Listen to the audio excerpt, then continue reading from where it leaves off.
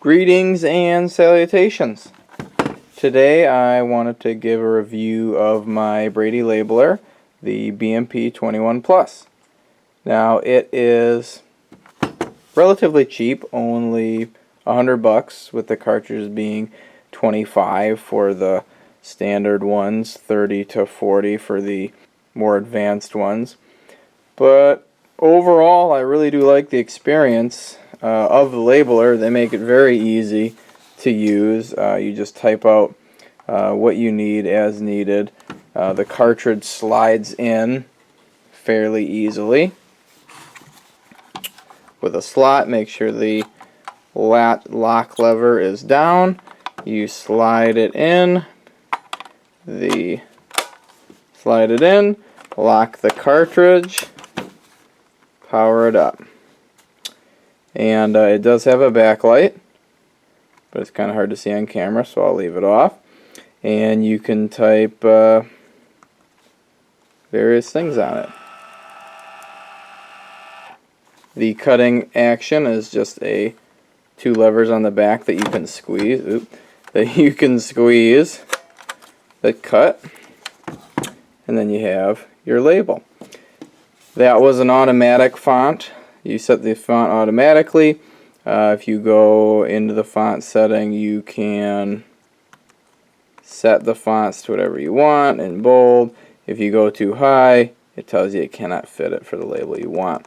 So in addition to that, I would recommend leaving it just on auto bold, and then based upon where you're going to put it, just change the label thickness that you're going to use. So I got the 3/8 inch. So I got a 3/8 inch, a 3/4, and a 1/4 inch of the black on white. Sorry. One thing I do as soon as I buy a cartridge is I print out a little EX and then stick it on the cartridge so I know what they are at a glance without having to worry about it. Some of the specialty cartridges that you can do with the 21 Plus is the sleeve application, which printed out, it looks like that. It's really nice. It's a heat shrink tube. You can get various sizes. This happens to be the .375. Fits on my little rod here. Just kind of neat. A little bit more expensive. The cloth is great for if you're going to label wires, because it is it's cloth, so it's not just a vinyl backing, so it wraps around circular objects way better. So if you're going to do wires, the cloth definitely. So one thing that this one does is I typed hello in it before, and after you power it off, when you power back on, it will pull, and I deleted it. Oops. Wants a label. I'll put the clear one on this time.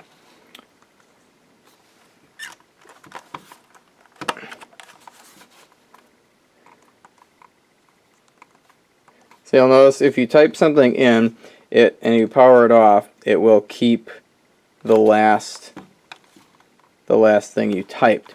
Then you clear all. They have a function key at the bottom here. Function clear. Multiple things to set. So in addition to being able to print there, they also have a different type of things you can do. So you can do landscape, you can do flagging, you can do a breaker box, you can make it for vials, or it just has a longer strip at one end, you wrap it around. They got the banner portrait, which prints vertically. Fixed length, you can set the length for a patch panel, whatever that is. A terminal block, I hope you guys know what that is. Wire markers, which this one I'd like to show you. We'll just say a .75 gauge wire. I'm not going to use a clear on that. I'm going to use what you should use for wire, the cloth label. And we're going to print 1, 2, 3. There we go. So you would then just peel that off and wrap that around your wire. I always take the cartridge out of the labeler. I always take it out and reduce because if you look inside here, that's actually pushing a little metal roller or a plastic roller on the print head. So if you leave a cartridge in there, so if you put that in, lock it, and leave it for very long, what ends up happening is if you leave it for a couple hours or a day, and you come back to it and try to print, the next thing you get will have a little divot in it. I don't know if you can see that, but yeah, you can kind of see that. You can kind of see there's a little divot mark in there, and sometimes it'll even leave a little black mark. So to avoid that, I always take my cartridge out, but you don't have to really do that. All you have to do is just flip this down, and that would do the same thing. Another thing to note on this printer is I got their battery pack that it came with. So you'll notice that it has 1, 2, 3. I wonder if it'll save it if I take the battery out. So I got the battery pack with it.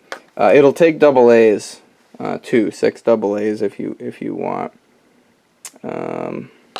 But getting the battery pack is really nice because I've had it for months now and printed like a couple of cartridges already worth, and it's still, oh, and I kept it. Oh, good. So you can pull the battery out and it keeps the last.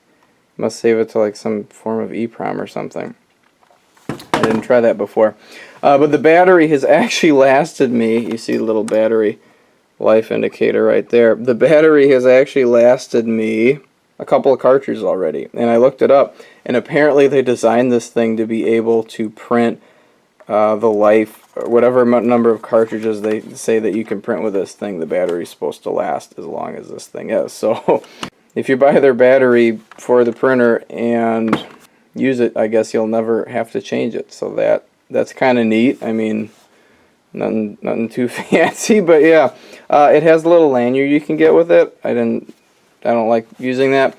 It also has 2 screw points on the back. 2 things you can mount with this. One is a magnet, so you could put it on something magnetic and it would hold there. And then the other is the magnet with a little stand, so it would sit like this.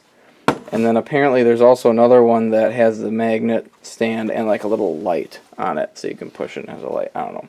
That's just a gimmicky thing. The printer itself is fine. But I just like it for labeling things around the house. That's why I have so many various cartridges. This is great for labeling black stuff. And I recommend getting various sizings in them and then just leaving the printer on auto and then just adjust the label you're using based upon where you want to apply it. Like for example, this little figure, which I'm going to put an RFID tag on the bottom, I labeled Persona 1, and so I just used the only label I had that would kind of fit. I actually 3D printed it to fit this label. It would fit right on it. Instead of trying to fit the right text on a larger label and then cut the label down, I just use a pre-cut label essentially. It's just so useful. It's just ready to go. I did that to make it stand out, but this would be a good instance of having the black background with white text. Just various things and projects become a lot easier to label. Like this, I always hate picking up little power supplies and having to read the very teeny tiny text to figure out what current I can pull from it. So I just went ahead and put that on the adapter. So I do that on all my adapters now. Alright, well, this is a mess because I flipped it. I moved it aside to do this video, but it also comes with little tags and stamps and stuff. I also labeled some wiring, so I always know what each one is doing. And then I even did a little labeling of my buttons before I print something for this to stick into, which it just comes in handy more times than you think actually once you have it. So in addition to all those features, it also has a bunch of pre-given icons. And if you just do function 1 or symbol, it'll show you all the different symbols. So you can have a bunch of the various arrows, some datacom symbols,